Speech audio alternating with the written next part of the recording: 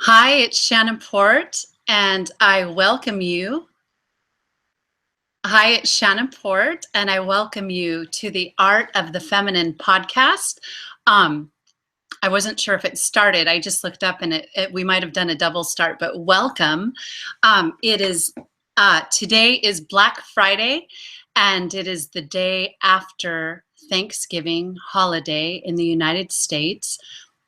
And so I thought we would celebrate Black Friday with a special podcast that is focused on the new moon in Sagittarius that we have coming up on Monday, this coming Monday. So I hope everyone who celebrated the holiday had a really nice time with family and friends. I feel like this is a really special time of year, and and you can feel it in the collective that it's just kind of the beginning of the holiday season, and people are ready to focus on home and family and friends and loved ones, and kind of after we just went through the election season, kind of ready to just get back and get really close to what's important in our lives. And so this is a really nice season for that. And so it's Friday evening. I'm doing this podcast a little bit later in the day. And so as you can tell, it's kind of dark in here. I'm not used to it. For a few different reasons, I wasn't able to get it up earlier today. And I apologize if you received two notices that that I was planning this podcast today. I posted the wrong title, and so I had to, YouTube wouldn't let me change it, and so I had to take it down and start over. And so that's why you got two notifications if you're on my list, and that is rare that would happen. I want to mention, so our podcast today is focusing on the new moon in Sagittarius, and that new moon will happen in Friday, Saturday, Sunday, Monday, in 3 days. And it is the beginning of a new cycle for Sagittarius. I want to mention that in my newsletter that I wanted to post today, that I didn't, but it's going to be posted either Sunday evening or Monday morning on the new moon. The focus of that newsletter is called Spiritual Protection in the Aura. Spiritual protection in the aura. And I want to mention that because it is going to be a really powerful piece of writing that has to do with some of the things that we're going to focus on today. We're living in times when there's just so much going on, and we live in what's called in metaphysics, we live in the world of forces. We are constantly being exposed to so many different messages and energies, literal energies that come into our field through all of our technology. We're being bombarded with so many different things. And then now we have our social media is just, I mean, looking back even 10 years ago, the amount of information that we take in it's off the charts. There's so much. And so this newsletter is going to focus on ways that we can really make sure that we're taking care of our own space, and that we're tuning into to our own message and our own inner reason, our own inner ability to discern what it is that we want to do. How do we want to spend our money? How do we want to focus on our relationships? What is it that our heart wants, rather than what we are being told is important by many other different ideals? And how we want to be in this world, how we want to make a difference, and how we want to be creative. And so I think it's going to be very powerful. I'm going to write it over the weekend. And so I invite you to check that out. It's called the Akashic Insight Newsletter. It's my monthly newsletter. And you can see, I post it on my website, or I post it on the Art of the Feminine Facebook page. And that is, there's a link below this video in the description, and I've put that link. And then the other thing is that several people have emailed me after seeing that several new people to this podcast, asking if I do sessions. And I do sessions. I do individual sessions, as well as I also work with couples. And so you can contact me through that link if you would like to know more. But I invite you to do so. I've met some wonderful new people in the past few weeks, and I truly love that work. In that work, I use, I won't go too deeply into it, but I use the wisdom of these divine feminine teachings that I've been working with for the past 17 years. And so we use the archetypes, we use all the teachings around healing relationships, healing sexuality, and all the alchemical teachings of the divine feminine. And it's powerful. It's very powerful. All right. So the title today for this new moon is The Alchemy of Truth and Justice. The Alchemy of Truth and Justice. And originally, I chose the title, The Manipulation of Truth and Justice. And because that's what I really know I meant to talk about, and I'm going to talk about it, but I somehow today, I was just kind of felt that I was meant to change it to The Alchemy of Truth and Justice and put it in the positive. Because we talk a lot about the illusions and the deceptions that we have in our world, and there are many. And we will take a look at that in this podcast.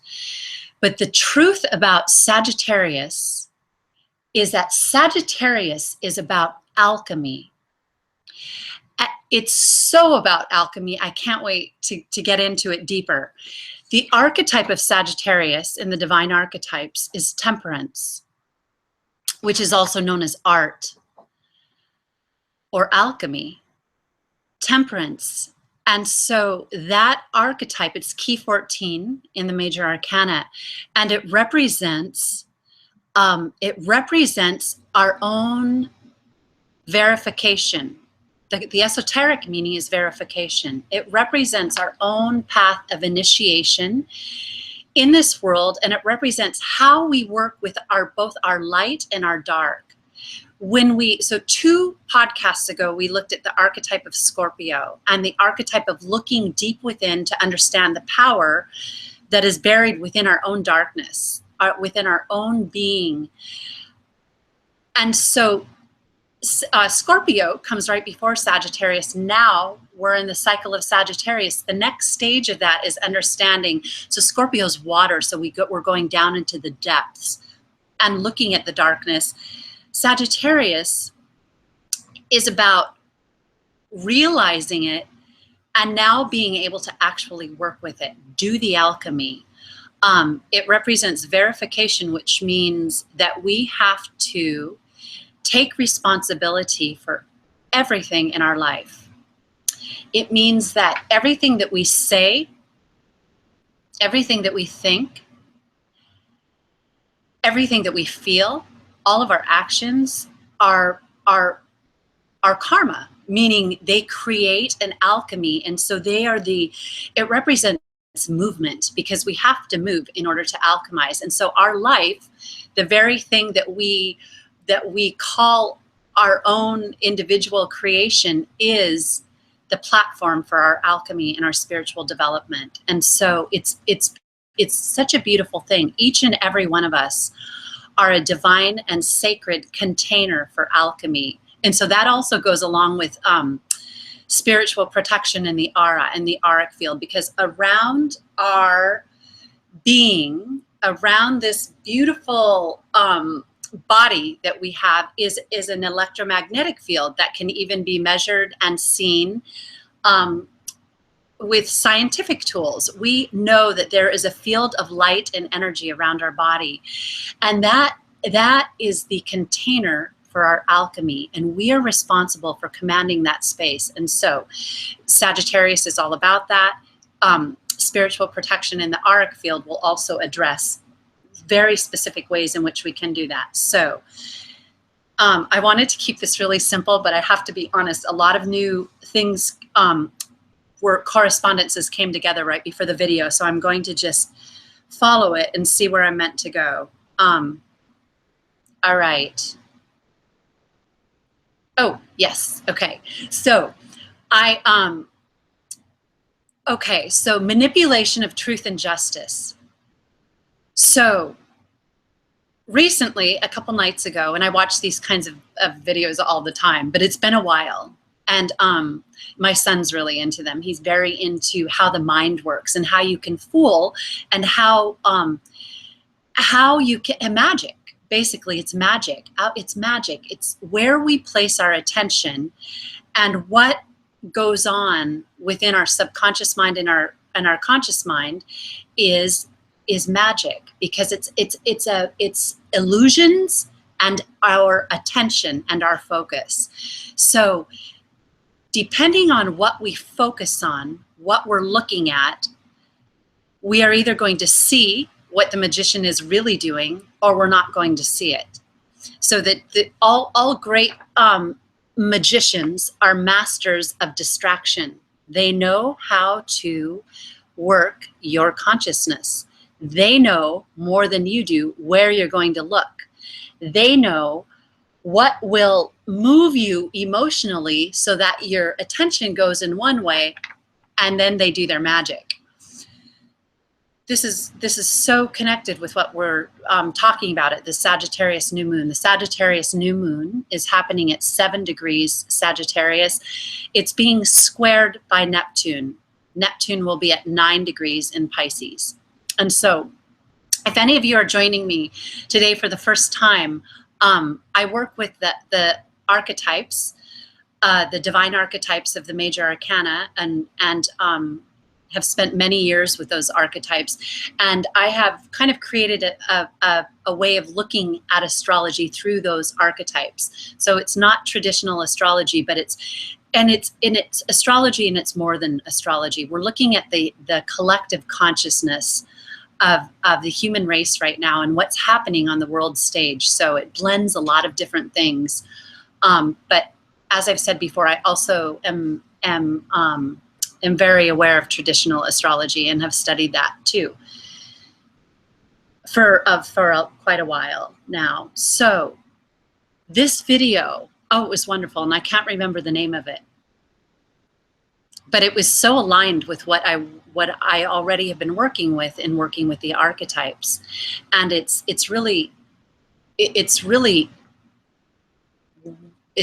powerful to see that science knows a lot and psychology knows a lot about how the mind works and how the subconscious mind works. So before I get into the new moon, I'm going to just say a little bit about that. So our subconscious mind is the holder of the present moment. The present moment, we would think it's our intellect, but it's not. Our intellect is the thinking mind that goes back and forth. It's constantly traveling into the past, traveling into the future, working things out. It's thinking about everything. It's all over the place. If you've ever stopped to realize how busy your mind is, it's amazing how much we think, how many thoughts we have in one day. It's amazing. So the subconscious mind is ruled by sensation, the senses, the 5 senses. The subconscious mind always knows what is happening right now, right here. So it's picking up on all the sensory perception that's coming from our environment, and it's taking it in. So this can work in the positive, and it can also work in the negative. Whatever messages are being sent to us via bypassing our conscious mind and making it through into the subconscious mind doesn't discriminate. It just takes in everything. It's its job. It's the it's the water principle within us, and it's profound. And so that its job is to hold everything. It holds our memories. It holds everything that we've ever done, every experience, down into the smallest, tiniest detail is recorded in the subconscious mind, everything. And that's why we can retrieve that when we look inward. We can find out anything that we want to know. We can, even through hypnosis, we can go back and relive situations that happened in our past because it's the home of our memory. But it also takes in, like, if we fall asleep and we fall asleep with the television on, or with the computer, or with the music, or whatever it is, our subconscious mind takes in every single word and has that in forever, recorded inside. So that's one point I want to make. It bypasses our conscious mind because our conscious mind is sleeping, but our conscious mind is pretty much sleeping most of the time. So an example would be if you're thinking about something, but all of a sudden you get close to something hot and you move away really quick. The subconscious mind, through the sense perception, senses that before it happens, and we react. It gives us fast reactions. Those fast reactions come from the sensing that's happening in the subconscious mind. But the subconscious mind also holds our wounds, all of our wounds. So I'm setting up the stage now for to talk about what we're going to talk about with the manipulation of truth and justice, the alchemy of truth and justice. The subconscious mind holds all of our wounding. It holds all of our traumas. Anytime we've been hurt, wounded in the heart, abused, it holds all of our relationships to our parents, who are our first teachers and our first caregivers, and our first the first powerful people that we came into contact with. Everything that we experienced with our mother, with our father, with the environment we grew up in, is within us.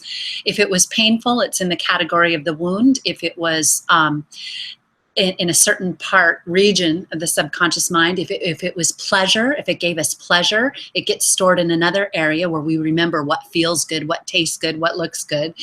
All of our delights and experiences are stored there. Those experiences can be triggered. They're very much living within us. And whether we realize it or not, a lot of our life is spent reacting to unconscious triggers that are evoking memories of our past, because mem is the subconscious mind. Very interesting. It just really came in a new way through the correspondence, through looking at how things work. Neptune is mem. It's the Hebrew letter mem. It's water. It's the subconscious. It's the hangman in the sacred tarot. And Neptune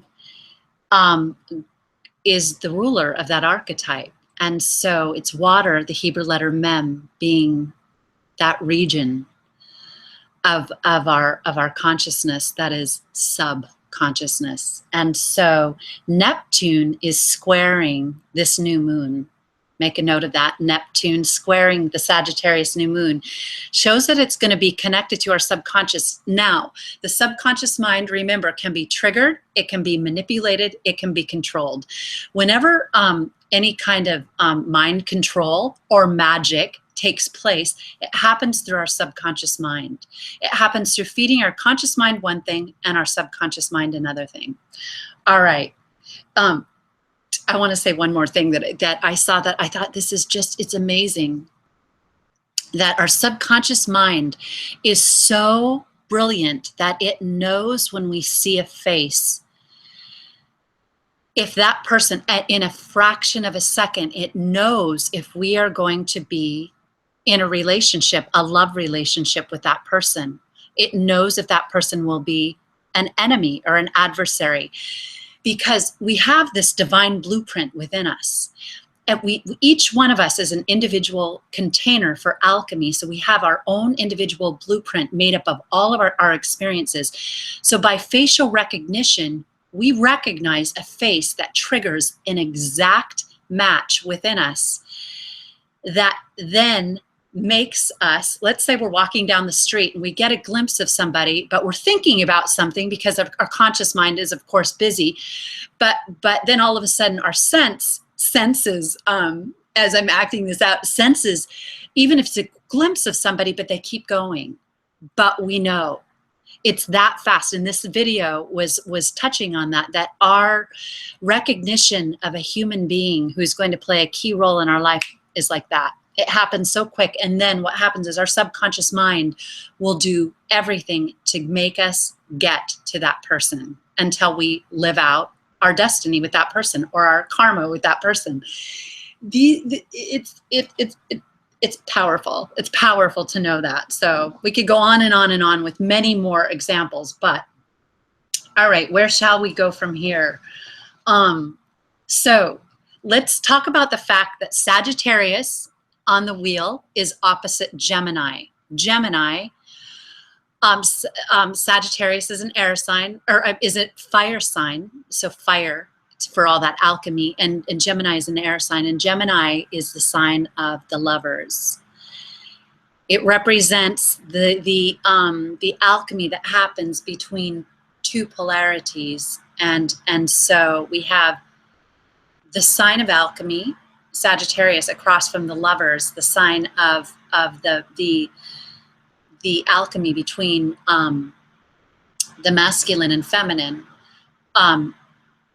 meaning two different polarities that come together through any kind of union.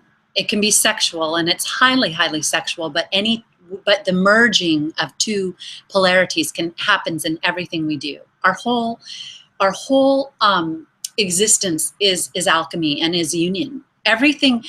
If I walk into a store and somebody comes up to me and we begin to have a conversation, I'm in union with that person because I listen, they speak, and then they listen and I speak. And so we go back and forth between the emissive. Anytime you have an emissive and a receptive, an electric and a magnetic interacting with each other, there is a kind of intercourse. There's a kind of intercourse that takes place. And that way we have all different levels of this alchemy happening within us through our thoughts, our feelings, our words, our actions, and our sexuality, which we talk a lot about here at Art of the Feminine.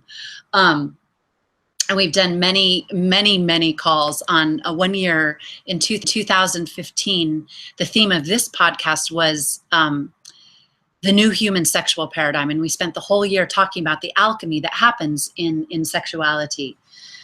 All right, so yes, so we have Gemini across from Sagittarius. And so we'll take a look at the moon. So what's happening at this new moon?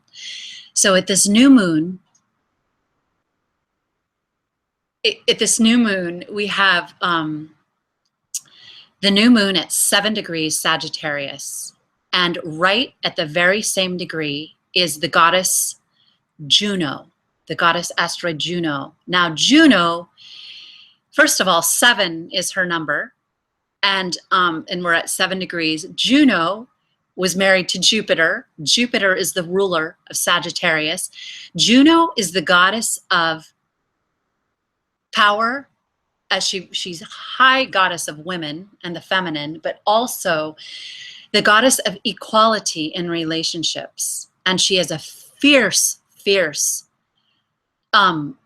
belief towards equality and power dynamics in relationships. She's about commitment, and she's about marriage. Traditional marriage, as well as anything we commit to, anything that we commit to, we marry. Commitment is a powerful, powerful thing. Without commitment, we can't accomplish anything. And so Juno is really telling us that we have to commit. We have to commit. And I'm just feeling the powers of the seed of this new moon. We have to commit. Without commitment, we will never do our alchemy. Now, here, alchemy, her husband Jupiter, his sign Sagittarius, is alchemy, and she's standing right there, saying we've got to do alchemy. And in fact, Jupiter cheated on Juno, and it was very very traumatic, and it created jealousy. And we could go on and on and on about that, but that's for another podcast. There's a lot to say about that. All right. So Juno is conjunct the new moon and the sun. So now we have Neptune squaring.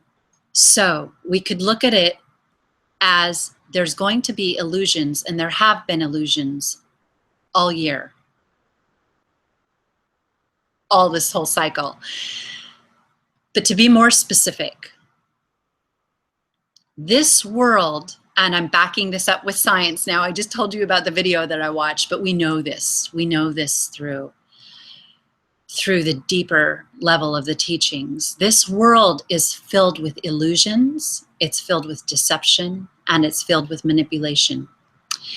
We get very comfortable in our sensual pleasures and in our appetites and in our delights, and we turn and look at those things, and then the magician performs the magic, in this case, a black magic.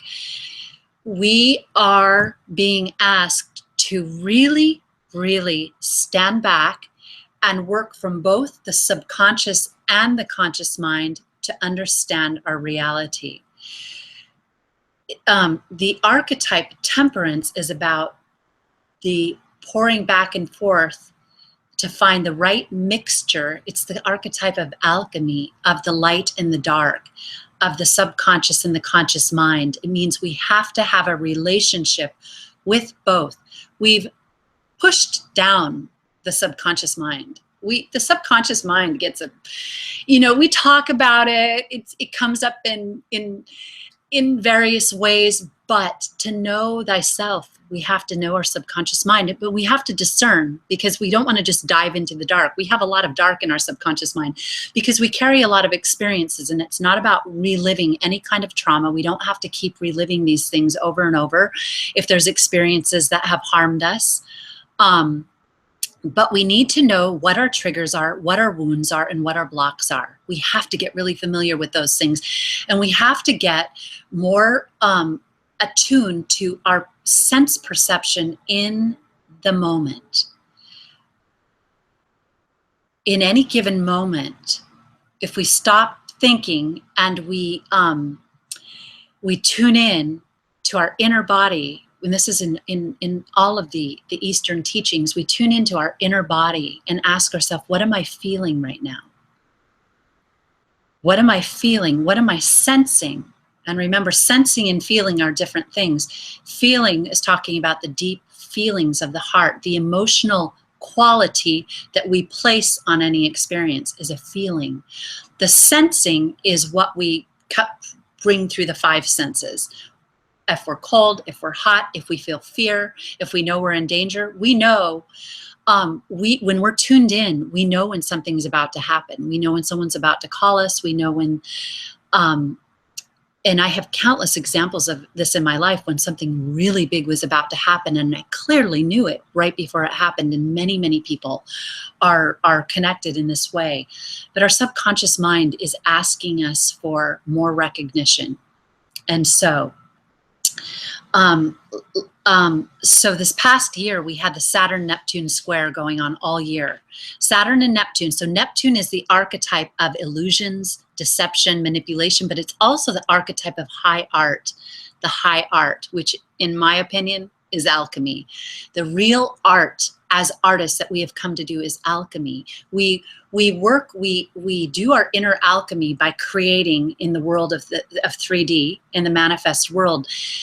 But that purpose of all art is to lead us to the great understanding of who we are. And that's why real artists that are tuning into the divine and really pulling in the higher faculties of consciousness know that they are in union with nature and know the power of the heart and the power of love and the most divine respect that we have to have for love, for nature, for sexuality, and for humanity, because that's the beauty of someone who's really taken the path of becoming an artist, but really understanding that there are higher values beyond the sensual values. We like to eat good food and we like to taste good things, and we're sexual beings. However, there comes a time when we need to understand that if we only go that route, we'll block off some of the higher wisdom that's wanting to come through to us. And once we've tasted that wisdom, there's a saying, once you've tasted it, you never look back. It's so it makes everything else so much more beautiful and real and authentic, and it gives everything a new kind of integrity, but it also changes the way we see the world. These illusions and deceptions, all of a sudden, if you've tasted truth truth, Sagittarius. Who wants to go back? Who's going to go from from understanding the rich fullness, the divine abundance of life, Thanksgiving, the abundance that we have? Who would want to go back to scarcity and abuse and lies and inequality? It doesn't make sense. And so one of the messages I wanted to say that came in very, very powerfully as I was working a little bit over the past few days, here and there, I'd sit down and take a few minutes. And we are born onto this planet, and we are meant to have a roof over our head. We are meant to have food to eat, and we are meant to have heat. We are meant to have all the necessities of life. In the mentality in this world, we live in a mentality where we're born and we have to start working for those things in a way that consumes all of our time. For the average person, goes to work, makes enough money to pay for food, housing, basic needs, healthcare, and entertainment to keep us nice and numb. As long as we can look into something else that shows us a version of this world that's better than ours, great. We'll just pretend that's our world. But no, really, it's enough to pay for those things. But what it lacks, what that mentality and that paradigm does, is that it strips us of the ability to having to worry about those things and struggle for those things. And if you're a parent, having to struggle for your children, because obviously the most important thing is to feed your children, give them a safe place to live, have enough money to educate them, and make sure they have everything they need in this world, just the basics. It's going to consume the average person. It takes all their time, and there's not much time for much else. Maybe you have a couple beers on the weekend, you take in the local game, but that's about it. Then you go back to work. Now, if your work isn't something that you love, if it's not your absolute heart's calling in this lifetime, it's not going to fulfill you that much. So you're going to begin to shut down. And so when we shut down, we stop striving for our inner alchemy. We just decide to kind of give up and accept. That's when we become the hangman in a negative sense. We are sacrificed. We become victims. We can become victims of the system. Now, what I wanted to say is that I'm certainly not the first person to say this. And but the message of this today is that and I've been writing about this a lot lately, we have to go above this paradigm in order to break the mold and break the system. We are trapped in this illusion where we're so distracted by this and that and that, that what's happening in the subconscious mind, where all the power is. The subconscious mind is the overseer of our health, of our creativity. It holds the blueprint of our power. And so if we're disconnected from that divine feminine part of our being, our heart is not expressing the fullness of power that it has. The heart is the most powerful thing. Our heart is invincible, and it is infinite. If you're in your heart, you will have a kind of strength and courage that you could never have otherwise. And the truth is that when we're in our heart, we're not hysterical, we're not over emotional. The lower emotional body is the body that goes kind of nuts and breaks down because it's connected to the wound or the body of pain. The heart, the true center of our being, taps into infinite power, but it's very connected to the subconscious mind. So we have to know how to bridge the two. If you think about it, we've got our mind, our heart, and our deep well of our sexuality, our subconscious mind, and all this raw power. So it's time for us to understand these things, and that is what the message that's coming in. a lot of people are saying that there's a lot of delusion and secrecy happening, but I believe with Juno here, and she wants justice, with Jupiter in Libra, and we talked about that. Jupiter, okay, there's some aspects we're going to talk about. This one might be a little bit longer, but Jupiter in Libra is squaring Pluto yesterday and today. In fact, Jupiter is in the sign of justice. Jupiter is Sagittarius. It is the wheel. It's in Libra, which is going to mean that Jupiter is seeking justice, divine justice all year, and it's squaring Pluto. Pluto is about our power. It's about understanding our dark. It's about putting it to good use, rising out of it, and having a voice in the world. Today, we have Venus, the Empress, right at the same degree as Pluto, at 15 degrees Capricorn, in the sign of the patriarchy, Capricorn. She is conjunct Jupiter. This is all leading up to this new moon on Monday. Venus conjunct Jupiter, which is setting the stage for squaring Venus conjunct Pluto, squaring Jupiter. Now, if you're new to all these different archetypes, just know that they're seeds, and you just take them in just enough to where those seeds might, even if you come away with one bit of truth that you can bring into your life, or one aha that comes from this, it's good. So we have that happening today. All of these things are leading towards the realization that we don't have to live the way we're living right now, and that the Thanksgiving holiday was yesterday, and it really highlights the bounty of this earth. It highlights family gathering around the hearth, eating food, breaking bread together, which is another form of alchemy, and sitting around and talking.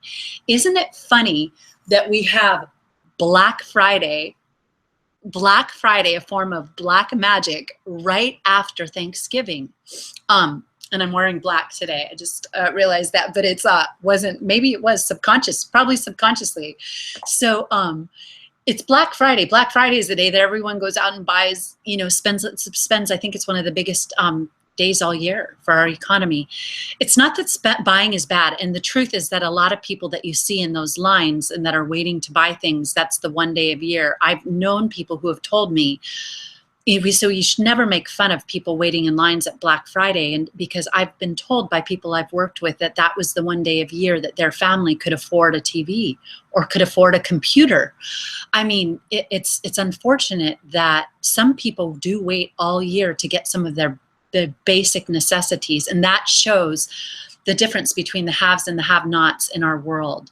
So it's not all about everyone being the same and everyone getting the same and nobody having to really work for anything, but it's about making sure that we have the proper start and our needs met through the riches of this world, so that we can use our time to educate ourselves and to do whatever work it is we're called to do, whether it's science, whether it's medicine, whether it's business, whether it's art, music, teaching, higher education. Everyone deserves to have a chance to focus their soul power on those things, so that our world will alchemize. And that's what we are working for right now. Another thing we're saying is that the galactic core is held in the sign of Sagittarius, the galactic womb. That tells us that the mother, she's the great initiator. She's the great initiator, and she's in Sagittarius. Her home is there at 26 degrees, and so 26, 27. She is in this sign. She performs the alchemy. It's her that we look to do this work. She knows.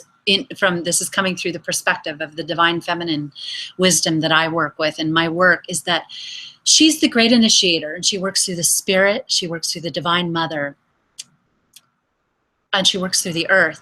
But that energy is the archetype of our initiation, our growing up, our coming into higher knowledge and realization of who we are. That's what the sign Sagittarius is about. So we've got it squaring Neptune. So that could go either way. It could mean that when we plant our seeds, we want to make sure we're using not only our five senses, but our feelings as well as our intellect. We marry all of them, and we use them to make good decisions, and that Akashic Insight newsletter I'm writing will have to do with some of those things for spiritual protection in the auric field, which really just means having discernment and discrimination for our own life and our own life power. And our money, because our money is an extension of our power. And the way we spend our time, the way we show how we spend our time shows how much control we have over our life. Because when we're enslaved to a certain activity that we really don't want to be doing, we're not really free, are we? We're not. We're not. And we're coming into the understanding where we want to be a free humanity living in the vibrations of abundance and creativity and exploration of this vast cosmos that we are part of. All right, so at the very same time as the new moon, as Neptune is squaring the new moon and Juno is conjunct Neptune, or the new moon, we have Venus in an exact square to Uranus and the goddess asteroid Ceres. The Ceres and Uranus are at, I think it's 20 degrees. It might be 21. I think they're both at 20. I think Ceres is at 21 degrees and Uranus will be at 20 degrees. Aries, a very masculine sign. We've talked about this. The archetype of Aries is the emperor, but it's the nobility, the reason of the male, of that masculine archetype. It's the nobility of having a high resonance with reason and good choices and the protective quality of that archetype is squaring Venus, who's in the other male sign of Capricorn, which represents the patriarch. So we have Venus has just been conjunct, which she is today with Jupiter, and now at the time in 3 days from now, she will be squaring Uranus and Ceres in Aries. And so Venus is the Empress, and she is so we've got Venus, Ceres, and Juno all acting, all three acting on this at this new moon. There's a lot of energy. Ceres represents fertility and mothering and the qualities of nurturing our children and nurturing our family, and fairness and equality. And then Juno's representing equality and justice, equality between the sexes and equality in this world and equality in relationships. And Ceres is conjunct Uranus, so that's changes, and that's rebelling, that's making a change. And because she's squaring one of her partners, Venus, they are both, and Venus represents romance, love, relationships, pleasure. There's a lot of energy here for transformation of the feminine and family and homes and love, and how we remember that this earth, the earth is our mother here. And the earth gives fairly to everybody. She is here to give to every single person that is inhabiting this earth. There is no rule that says when we get here that some people can eat and some people can't. We have millions of people that don't have food, that aren't able to eat, that aren't even able to farm their own land. They aren't even able to use the resources that the earth has given to them where they were born in order to feed their children. We have, oh, yeah, and this is something else where we need fairness and equality. We have many, many children being exploited through sexuality on this planet. And the numbers are outrageous. They're outrageous. The amount of human trafficking that we have on this planet, but not even, we have human trafficking in plain sight. I mean, in many ways, people who don't even realize they're trafficked are trafficked because we're sold this idea of sexuality, and we're sold it via the subconscious mind. Our conscious mind is busy, distracted, trying to plan what we're going to get, what we're going to buy, what we're going to wear. But our subconscious mind caves in to an ideology that isn't aligned with our personal power. And so now is the time to really understand what that means. There's a lot, I know there's a lot coming in for this particular podcast, but I just, I wanted to say, you know, I've been exposed to a lot of, through my work, I work a lot with healing sexuality, and healing the feminine on the planet means healing all of us, healing men, women, and children. The feminine part of our being is our heart, and the children represent the feminine because they haven't yet gone through the changes that make them hardened into being real, you know, your basic hardened human being on this planet. They haven't faced, they're still tender and they're still susceptible, and they need guidance and mentoring and protection. I've been exposed to a lot of children who have been stripped of everything through abuse and through sexual abuse. And when you understand what an impact that has, and how it's all over, right? It's all over our planet right now, and there's going to be more and more of that being revealed. But when you look into their eyes, they're like black pieces of coal on some, and then some are just lost and in so much pain, and they are just disempowered. Their power is gone. They look as if they're not able to cope with their environment, or they go into, and there's some that go into survival and compartmentalize it. Anyway, we're not going to go so deep into that, but to just know these goddess energies are saying, guess what, humanity, it's time to wake up and take care of your young. You understand what a people are, who a people are, what the quality of a people is by how they take care of their children, by how women are treated, by the dignity and honor of the men. And we are being asked to remember these things. It doesn't mean that there won't be things that need to be worked out. But this is about understanding that we are far from where we could be right now. We have a long ways to go. And that this is what this work is about. So this new moon is asking us verification. Verification is the, it's the esoteric meaning of art, of temperance. Verify, prove it. Show me what you know. It's science. You know, 14 reduces to 5, the number of the Hierophant, the inner teacher. It shows that if you're disconnected from your own inner wisdom, you will very easily be manipulated. And let me see if there's anything I want to say about that. You know, people are very touchy right now and very sensitive. You can feel it. People are on edge, and especially with the election. I mean, I had people offended that I barely mentioned politics in the last video, and not a lot, but you could tell it makes people uncomfortable because there's this feeling of being taken. We all know that something's just not right.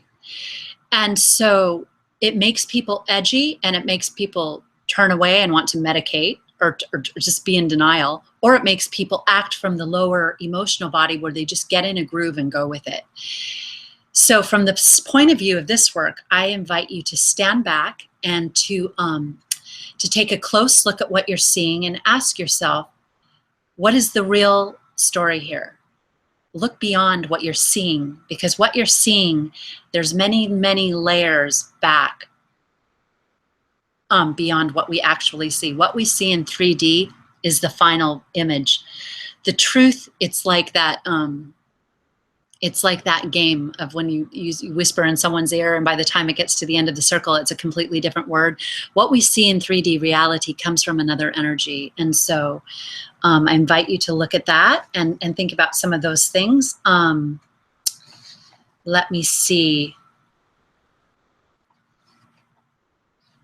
We choose our healing path. That's something else to be said. We can choose it. And so it involves being very aware and not falling. I guess what would be powerful to say about illusions and deceptions and Neptune.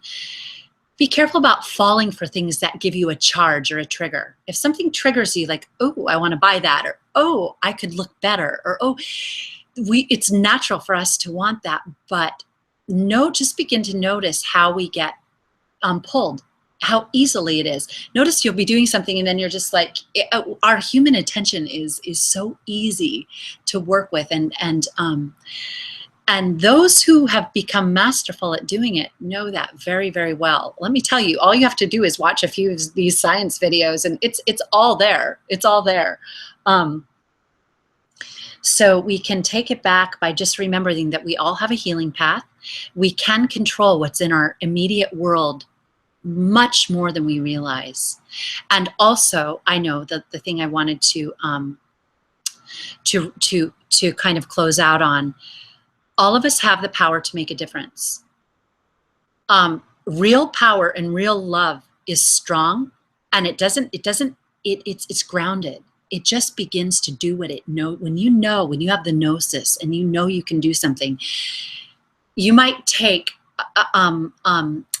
interference, you might take some attacks here and there, but you keep finding the path. You look for the path of least resistance, and you go in there and you do it. And when someone gets you down over here, you say, okay, you let it go, but you go over here. There's always a place in our life where we can be working and serving and creating what it is we're here to create.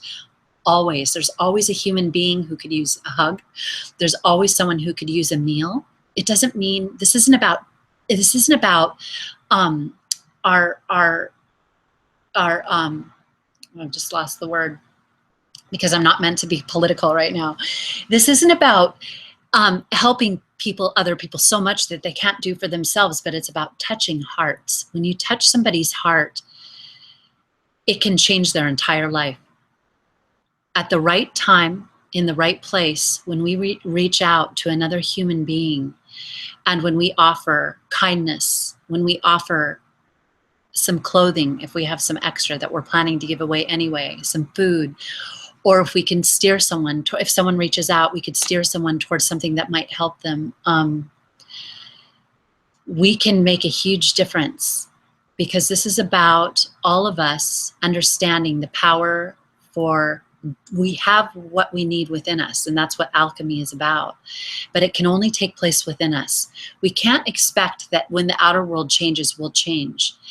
There are going to be some changes coming along to facilitate, help, and remove some of the burden, and we'll end on this note.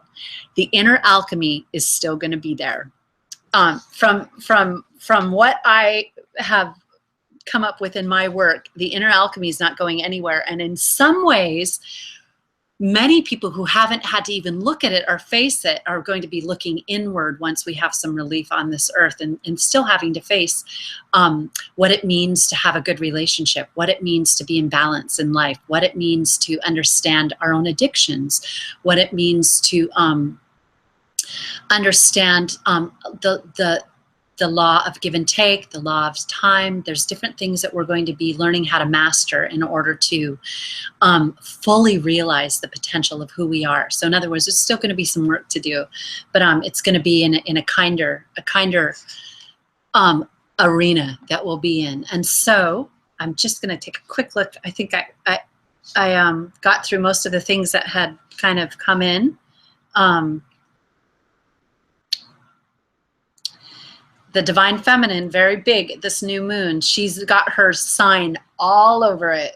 And so, as always, she's wanting us to look at relationships, balance, equality, love, and how we feed our young, how we take care of our own, and how we relate to the Mother Earth. Sarah's, how Mother Earth is, she's here for all of us, not just some. Nobody can own her.